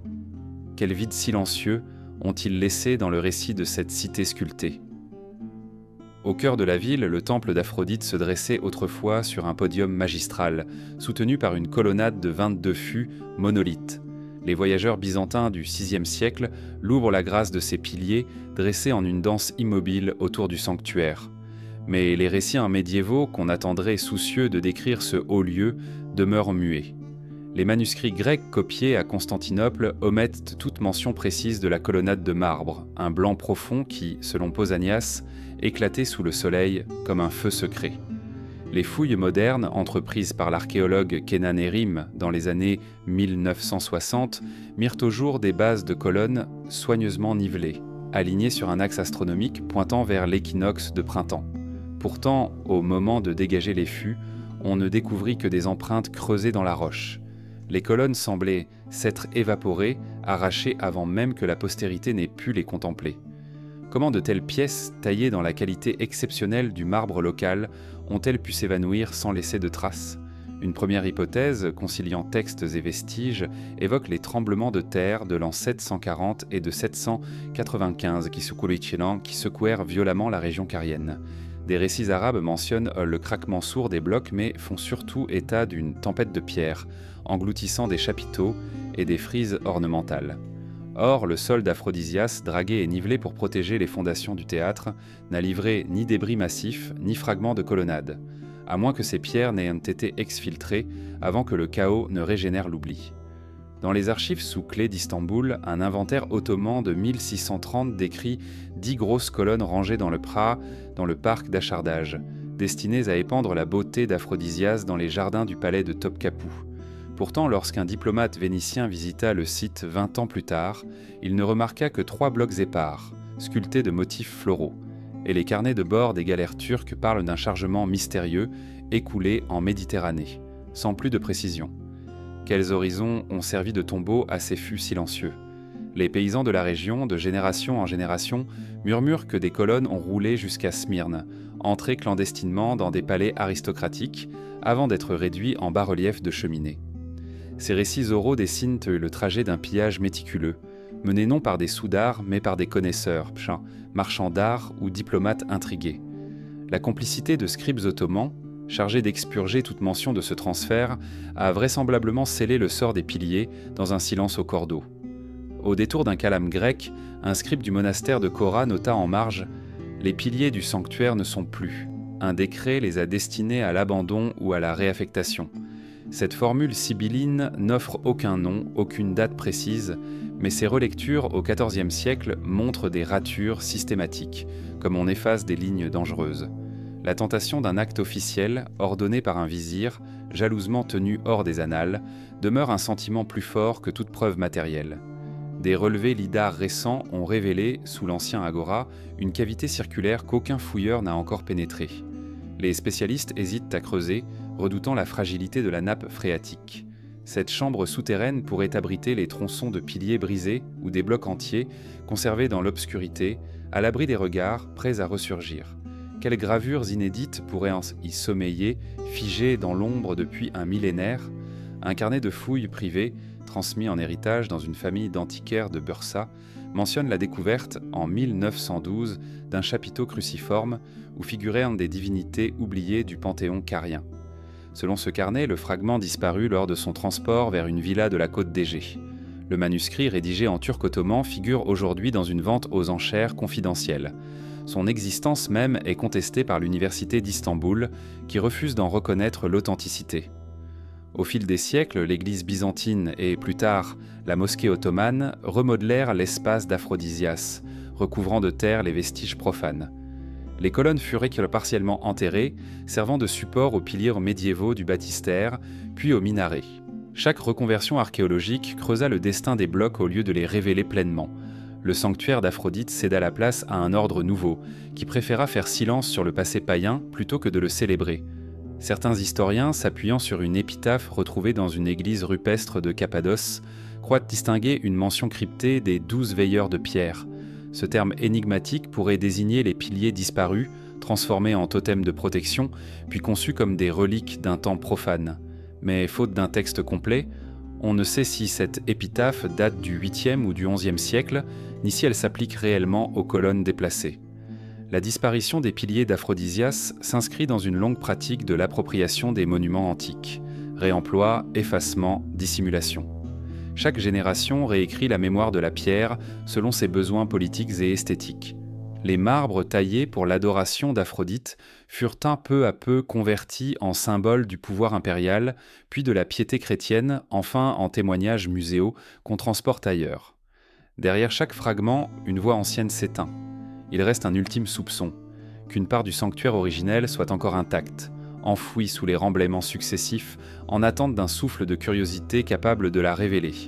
Un jour peut-être, un rayon solaire d'équinoxe pointera la coupole d'un bloc aligné sur l'ombre d'une colonne perdue, et le mystère s'éclairera d'un seul coup. Pour l'instant, le silence persiste, plus éloquent que toute inscription gravée à la ciselure. Dans l'écho de ces pierres envolées, résonne déjà l'absence des brouillons muets de Grégoire de Tours, où l'on cherchera à savoir combien de récits ont été froissés avant de disparaître à jamais. Alors que nous quittions les piliers d'Aphrodisias, dressés et effacés, nos pas nous mènent à présent au cœur de la Gaule mérovingienne, plus précisément dans l'ombre feutrée de la cathédrale de Tours. C'est là qu'un évêque érudit, bête de nos mondes francophones, s'efforça au VIe siècle de consigner l'aube agitée des royaumes francs. Mais lorsque l'on feuillette l'Historia Francorum de Grégoire de Tours, un brouillard persiste. D'immenses portions de ces ébauches originales semblent avoir été gommées, palimpsestées ou purement omises. Comment se fait-il que le principal témoin de cette époque ne nous ait laissé que l'écho atténué de son propre récit ? Dans la quiétude du scriptorium tourangeau, les moines copiaient, corrigéant et annotaient les versions successives du grand livre de l'évêque. Les colophons, jadis précieux, révélant date et nom du copiste, sont aujourd'hui absents ou soigneusement effacés. On ne dispose plus que de quelques feuillets marginaux conservés à la bibliothèque municipale de Tours, où l'on distingue, sous un vernis de cire, le fantôme d'une note évoquant un complot du roi Chilpéric contre sa sœur. Les effacements forment un kaléidoscope de taches grises, comme si l'on avait voulu diluer dans l'ombre les passages les plus embarrassants. Grégoire lui-même, dans une lettre adressée à l'évêque Ruricius de Limoges, laisse entendre que ces manuscrits primitifs comportaient plusieurs livres supplémentaires, dont il aurait confié la garde à un frère fidèle. Ces volumes auraient en détaillé des épisodes de sorcellerie et de magie à peine évoqués dans l'Historia telle que nous la connaissons. Or, aucune trace de ces codex n'est parvenue jusqu'à nous. A-t-on voulu protéger la chrétienté naissante d'histoires jugées trop païennes ? Ou bien ces écrits sont-ils demeurés prisonniers d'une petite confrérie secrète, soucieuse de retoucher la mémoire pour servir un dessein politique ? Dans un palimpseste découvert en 1923 à Saint-Martin de Tours, on a exhumé, sous un traité de théologie postérieure, des bribes d'un texte en latin vulgaire, où Grégoire décrivait une famine de 589. Les mots « gens affamés »,« chair rongée »,« dévotion forcée » s'y lisaient encore, noirs sur le parchemin qu'on croyait vierge. Ce soubassement d'images crues s'oppose aux lignes édulcorées de son récit définitif, où la misère se voit cantonnée à de vagues temps difficiles. Pourquoi avoir cherché à effacer les visages creusés par la faim, sinon pour ne pas ternir la réputation d'un roi ou d'un évêque, complice ou impotent ? L'un des mystères les plus troublants réside dans l'absence de toute mention de certaines révoltes paysannes. Plusieurs actes conciliaires du VIe siècle attestent de soulèvements en Loire-Atlantique et en Anjou, où des serfs se seraient insurgés contre la surtaxe du sel. Ces événements, pourtant jugés significatifs, ne figurent dans aucune des 6 parties de l'Historia. Seuls des anneaux de cire brisés, retrouvés dans une reliure de l'abbaye de Marmoutier, laissent en supposer des feuillets arrachés. Peut-être pour éviter de donner au peuple l'idée que la rébellion pouvait réussir. Par-delà ces lacunes documentaires, un jeu d'écho persiste dans d'autres sources contemporaines. La chronique de Frédéguerre, rédigée quelques décennies plus tard, cite des événements ayant eu lieu sous Gontran sans précision. Le contraste avec la rigueur apparente de Grégoire soulève la question de la complicité entre historiens. Ces silences sont-ils dus à l'influence d'une même puissance temporelle ou à un accord tacite entre moines pour ne relater que ce qui sert au salut des âmes ? Les plus savants philologues ont tenté de reconstituer les chapitres manquants à partir de variantes rapportées dans des martyrologes et des passionnaires. Ces indices fragmentaires évoquent parfois des miracles trop inconvenants.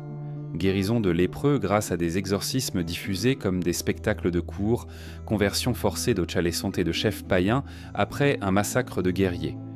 Il est assez probable que de telles descriptions aient choqué un public pieux, et que la censure interne les ait jugées inappropriées à la réputation d'un évêque vénéré. Plus troublant encore est le silence autour d'une peste mystérieuse, survenue vers 590, dont plusieurs médecins arabes firent écho dans leurs traités. Grégoire, pourtant témoin oculaire, ne consacre qu'une ligne lapidaire à une malaise générale, après un hiver rigoureux.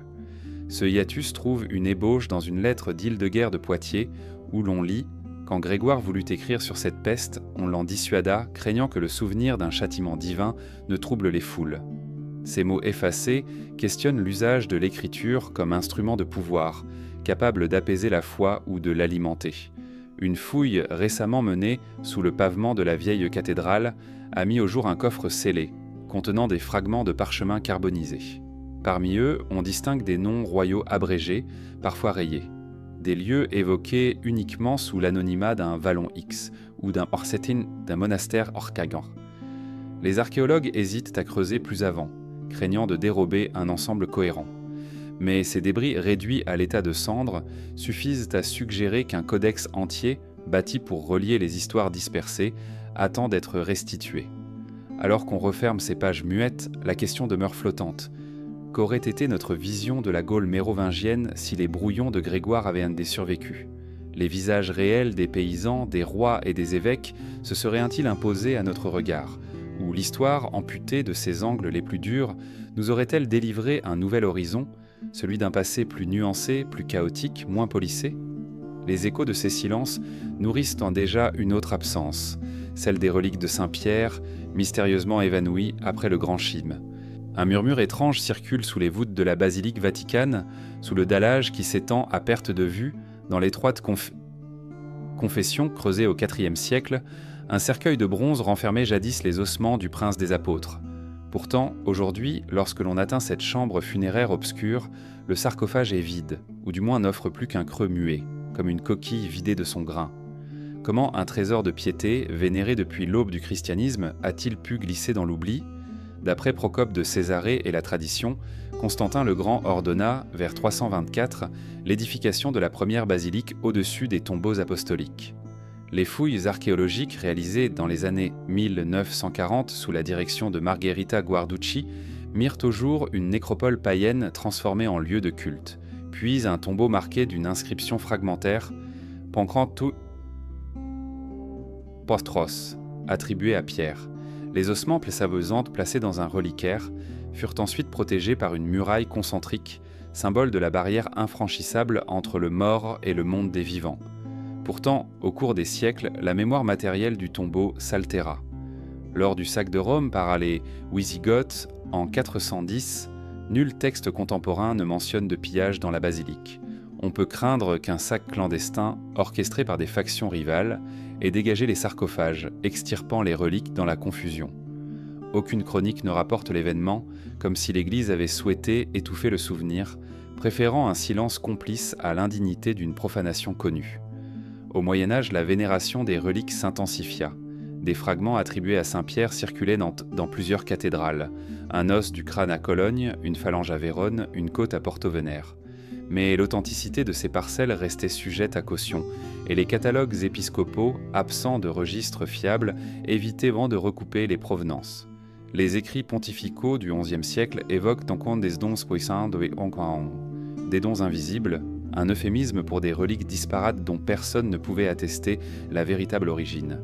La crise de l'Avignon papauté au XIVe siècle fut un autre point d'effacement. Les papes déplacés en Provence emportèrent avec eux des trésors sacrés dont l'on disait qu'ils incluaient des fragments de l'ancien reliquaire constantinien. Lorsque Urbain V revint à Rome en 1367, il choisit de dissimuler ces objets dans la bibliothèque du Vatican, redoutant que leur exposition ne ravive les souvenirs de scissions passées. À son retour, la pochette renfermant les reliques avait été remplacée par une missive lapidaire objets introuvables. Plus tard, lors du sac de Rome en 1527, la basilique elle-même fut profanée par les lansquenets impériaux. On rapporte que des soldats cherchèrent en vain à forcer la confession, puis auraient découvert le vide en brisant le sarcophage de plomb. Les premiers chroniqueurs protestants se font l'écho d'un marteau porté sur un cercueil sans jamais préciser la matière ou l'objet visé. Là encore, la papauté choisit de taire l'incident, préférant laisser planer une légende d'ossements envolés vers le ciel plutôt que de dévoiler un passage à tabac profanateur. Au sortir des guerres d'Italie, les registres de la Fabrica di San Pietro documentent la construction des piliers baroques soutenant la nouvelle coupole. Étrangement, aucun plan de repérage ne mentionne la confession. Les ingénieurs consacrèrent leur relevé aux dimensions de l'édifice, ignorant délibérément la chambre sépulcrale. Ce mutisme technique semble sceller une directive non écrite. L'emplacement exact et le contenu de la fosse ne devaient pas figurer sur les plans officiels. Au XIXe et XXe siècle, les modernistes relancèrent l'enquête. La mise en lumière de la nécropole primitive redonna espoir, jusqu'à ce que la Seconde Guerre mondiale pousse le Vatican à retirer toute référence aux fouilles publiques. Des témoins oculaires évoquent des caisses en bois non marquées, chargées sur des camions au crépuscule, quittant la basilique sous escorte militaire. Des photographies restées inédites montrent de vagues silhouettes circulant dans la confession, portant des vibromètres et des lames de scalpel industrielles. Un autre pan du mystère concerne la dispersion volontaire des reliques. Au XVIIIe siècle, Benedictus XIV aurait autorisé la multiplication de petites reliques pour satisfaire les pèlerinages. Il est avéré qu'il fit livrer, en secret, de minces fragments de linceul, supposés avoir enveloppé les restes apostoliques à plusieurs ordres monastiques d'Europe centrale. Ces prélèvements, soigneusement documentés dans un inventaire caché, échappaient à la censure romaine. Aucune copie n'a survécu, et les registres existants se bornent à des rubriques sibyllines, reliquia ex secreto. La légende évoque enfin un transfert clandestin au XVIIe siècle. Un moine capucin chargé de ravitailler les carmélites de Lisbonne confia dans son journal privé que l'on avait vidé la confession au profit de caveaux souterrains, sous les rues pavées du Borgo. Ces écrits, saisis par l'Inquisition portugaise, ne sont accessibles que par quelques extraits anonymes conservés à l'Archivio di Stato de Rome. Ces lignes suggèrent qu'un réseau de religieux, lassés des intrigues de cour, aurait entrepris de protéger les fragments restants en les enfouissant sous des monastères discrets, dont l'emplacement exact s'est perdu à jamais. Aujourd'hui, les seuls vestiges tangibles se trouvent dans les musées d'art sacré. 4 minuscules os, présentés comme morceaux du Saint Trône, exposés à Varsovie, Cracovie, Split et Saragosse. À chaque exposition, les conservateurs mentionnent leur provenance incertaine, et les analyses isotopiques ne permettent de les relier ni à Rome ni à Jérusalem. Le doute demeure, s'agit-il vraiment de pierres ou de restes anonymes glanés lors de fouilles médiévales ? Le tombeau vide de Saint-Pierre nous rappelle combien la dispersion et la dissimulation peuvent redessiner la foi et l'histoire. Les reliques, objets de désir autant que de révérence, sont devenues fluides, échappant à tout repère définitif. Et dans ce sillage de fractures, il reste une dernière énigme, un chapitre silencieux sur les années exilées du calendrier. L'énigme du millénaire manquant. Un souffle presque imperceptible traverse les corridors de l'histoire, comme un vent tiède qui charrie avec lui des poussières d'oubli. Dans le halo doré d'un crépuscule intellectuel, on remarque soudain une tache plus sombre, 1000 ans entiers arrachés à la trame du temps, comme si l'on avait usé d'une gomme céleste pour les effacer. À l'aube de notre ère médiévale, entre la chute de Rome et la splendeur renaissante, un goulot d'étranglement semble aspirer les récits, les artefacts et les chroniques, laissant planer un silence plus épais que les forêts primordiales. Comment un millénaire aura-t-il pu disparaître sans que nos manuscrits ne crient leur détresse ? Les annales, d'ordinaire si prolixes, se fragmentent au tournant de l'an 1000, rejoignant en une étrange courbe leur renaissance vers 2000. Les dates acceptablement connues se reflètent dans 2 miroirs distants. Mais entre eux, aucun trait ne relie l'image, comme si le fragment central du miroir s'était brisé. Cette absence se présente sous 1000 visages, des chartes royales qui s'interrompent, des généalogies qui sautent des générations, des sinuosités dynastiques éliminées au profit d'une continuité factice. Qui a décidé que l'histoire devait ignorer ces siècles ? Et pourquoi entourer ce vide d'un tel voile de mystère ? Sur les mappes-mondes prétendument antiques, on trouve parfois des îles chimériques, des chaînes de montagnes inaccessibles et des royaumes nimbés de légendes, vestiges d'une géographie jamais validée. Mais certains manuscrits préservés dans des collections privées évoquent des cités de pierre flottant entre la mer Baltique et la Scandinavie, des citadelles bâties sur des récifs mouvants, dont l'existence même ne peut être confirmée qu'au travers de cartes datées de sources divergentes. Ces tracés décalés coïncident avec notre millénaire manquant, comme si dans un même mouvement on avait supprimé l'emplacement de ces royaumes en effaçant toute poupée russe d'écho topographique. Les dynasties, dans leurs forges généalogiques, alignent leurs siècles sans faute, mais leurs généalogues semblent avoir sauté un chapitre colossal. Les rois supposés régner durant ces années n'apparaissent que sous la forme de mentions sibyllines. Henri III, Alphonse IV, prisonniers de chronologie improvisée. Les numismates, pourtant rompus à déchiffrer chaque dépôt monétaire, ne découvrent que quelques deniers isolés, comme si pendant 1000 ans la frappe des pièces avait cessé, puis repris sans explication technique. Pourquoi ce silence monétaire, plus lourd que la pénurie même ? Les méthodes modernes de datation au radiocarbone multiplient les paradoxes. Des lambeaux de textile prétendument du XIe siècle se révèlent contemporains de l'an 500. Des fragments de bois d'église indiquent encore des coupes d'arbres datées de l'an 800 et de l'an 1800, mais jamais de l'an 1200 à 1600. Cette discontinuité chronologique, impossible à gommer par simple erreur, suggère un calibrage soigneux, comme si l'on avait voulu synchroniser la mémoire biologique sur deux pôles temporels, en bifurquant tout témoin matériel sur l'un ou l'autre, sans laisser de témoin intermédiaire. Plus troublant encore, certains traités d'alchimie et de médecine, attribués aux savants du Haut Moyen-Âge, citent des manuscrits plus anciens de l'an 0, parfois appelés les tablettes de l'ombre. Ces écrits, dont on ne possède aucun original, seraient à l'origine du déploiement de savoir égyptien en Occident, plusieurs siècles avant l'hygiène hygiéniste de Charlemagne. Pourquoi ces traités fondateurs restent-ils sous embargo, disponibles uniquement dans des archives d'État ? Et pourquoi, lorsqu'on en recopie les formules, les colophons se volatilisent-ils sans exception ? Dans quelques bibliothèques monastiques, on conserve des palimpsestes où affleurent, sous l'encre latine, des caractères anciens aux formes sinueuses, parfois alphabets inconnus ou symboles astronomiques non répertoriés.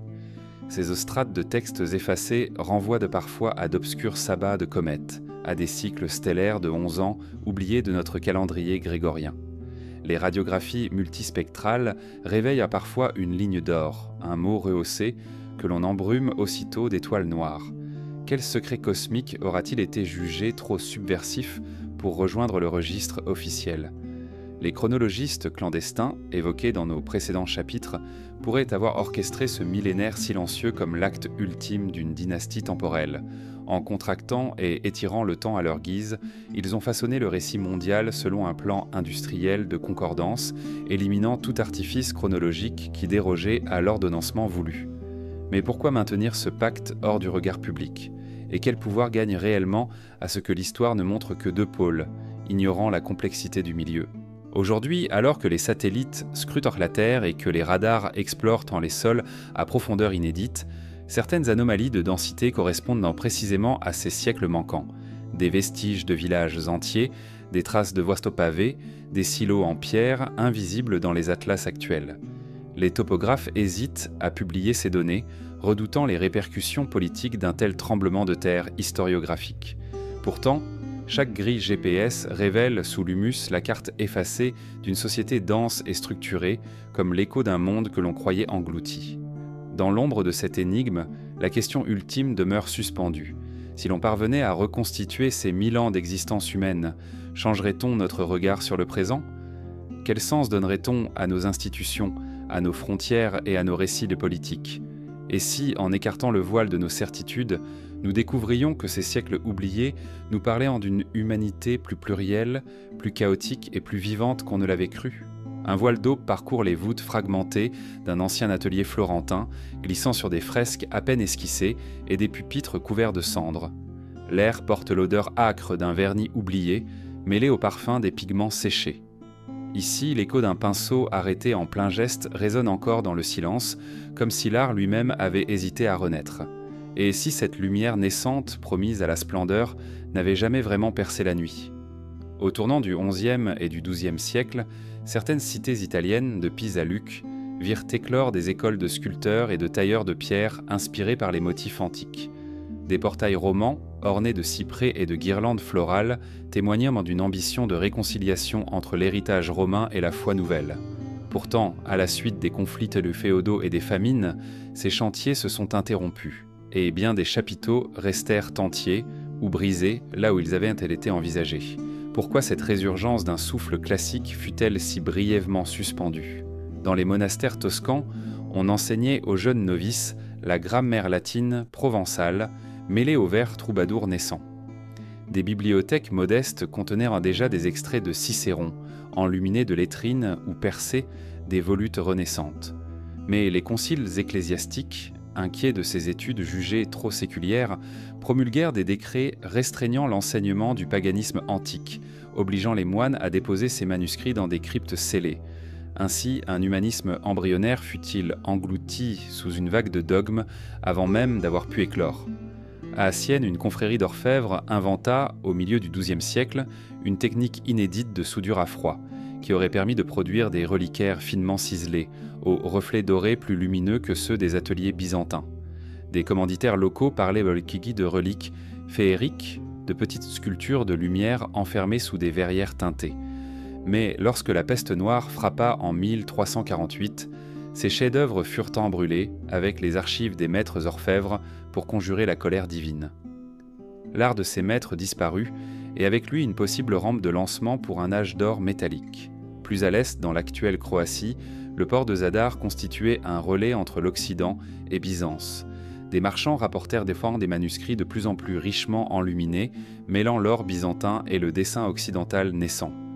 Pourtant, les invasions hongroises de la fin du XIIIe siècle rasèrent les ateliers scriptoriaux et les parchemins furent utilisés comme combustible pour chauffer les tours assiégées. La tradition enluminée dut repartir de zéro des générations plus tard, sans mémoire des formes hybrides qui avaient commencé à fleurir. Des érudits poursuivis de l'Université de Paris, à la fin du XIIe siècle, se passionnèrent pour l'étude de l'âme humaine, reliant les traités d'Augustin à des citations païennes redécouvertes. Le jeune Pierre Abélard, précoce, en tira des discussions vives, alors même que l'Église renforçait son contrôle doctrinal. Il fallut 2 synodes pour mettre fin à cette curiosité coupable. Ainsi, les prémices d'une philosophie critique qui aurait pu précéder la redécouverte des textes grecs furent étouffées dans l'œuf. Sur les côtes siciliennes, un architecte normand entreprit, vers 1150, la construction d'un pont décoré de bas-reliefs hellénisants, illustrant des scènes mythologiques. À mesure que la structure prenait forme, les lettrés locaux s'émerveillaient de cet entrelac de mondes. Mais les rivalités entre Guillaume Ier et la papauté entraînèrent d'un temps l'interruption du chantier, et le pont, inachevé, se comprima dans ses fondations, servant plus tard de soubassement à une forteresse militaire. La fusion des styles, possible prélude à un art renaissance, s'éteignit dans les argiles de l'oubli. Même les premiers traits montrés de perspective, explorés timidement par quelques enlumineurs au cœur de la Renaissance gothique, restèrent fragmentaires. Des carnets d'esquisses découverts à Toulouse montrent des lignes de fuite ambitieuses, destinées à représenter des paysages en profondeur, mais les encres trop sensibles à l'humidité se sont effacées. Les ateliers, privés de maîtres calame experts, abandonnèrent ces expérimentations, qui auraient pu précéder Giotto et forger la perspective avant que l'Italie centrale ne la redéfinisse. Ce qui frappe dans ce millénaire intermédiaire, c'est la répétition d'un schéma. Chaque fois que jaillissait un désir de renaissance, qu'il fût artistique, savant ou technique, un événement, qu'il soit religieux, climatique ou politique, le réprimait violemment. Les chroniques locales, effacées ou tronquées, éviennent de relier ces ruptures successives. Elles préfèrent d'en célébrer chaque floraison isolée avant de taire la brutalité de son anéantissement. Aujourd'hui, quand l'on observe les demeures médiévales encore debout, on aperçoit parfois, sous les enduits, les contours de portails anciens, de fenêtres plus larges ou de colonnes latérales, comme si l'on avait retranché à l'espace visible la promesse d'un renouveau. Dans la poussière de ces intérieurs, quelques tessons de poterie richement peintes laissent de deviner une esthétique plus lumineuse, inspirée d'une antiquité rêvée. Mais ces fragments demeurent muets, dispersés dans les musées de province, incapables de reconstituer l'ensemble d'un projet artistique avorté. Et pourtant, malgré la succession d'intrigues, de famines et d'épidémies, une question persiste. Qu'aurait été notre architecture, notre peinture, notre musique, si cette renaissance fantôme avait connu son aube ? Peut-être aurions-nous vécu moins d'une redécouverte brutale, mais plutôt d'une continuité. Peut-être ce monde d'ombre inachevé recèle-t-il encore la clé d'une compréhension plus intime de l'héritage antique. Nous quittons ces ateliers de silence où les pinceaux se sont tus et les burins abandonnés, en portant avec nous la certitude que l'histoire a failli renaître, mais qu'un dernier voile s'est refermé avant l'aube. Qui sait ? Peut-être un jour, des fouilles minutieuses décèleront ces traces ténues et feront luire, dans la brume retrouvée, les contours d'une renaissance jamais advenue.